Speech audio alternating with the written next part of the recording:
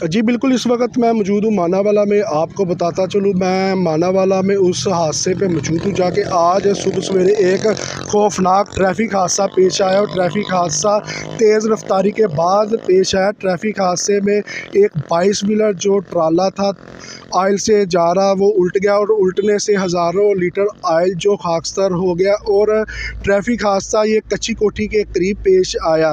मज़ीद आपको मैं बताता चलूँ कि रेस्क्यू 1112 की अमदादी टीमें मौका पर पहुंच गई और कार्रवाई का आगाज़ कर दिया गया। अगर थाना मानावाला पुलिस की बात की जाए तो थाना मानावाला पुलिस भी मौका पर पहुंच गया। ये फैसलाबाद जिस वक्त मैं जहाँ इस वक्त मौजूद हूँ, ये लाहौर रोड है और इस रोड को मुकम्मल तौर पे पुलिस की जानिब से बंद कर दिया गया है और रेस्क्यू 1112 की जानिब से भी अमदादी कार्रवाई का सिलसिला अभी तक जारी है। अगर हादसे की बात की जाए तो हादसा तेज़ रफ्तारी के बाद पेश आया था। तो रेस्क्यू 1112 का यही कहना है कि जो कार्रवाई कर रहे हैं और काफ़ी हद तक हमने अपने कंट्रोल पे मामलात कर ले हैं। जी।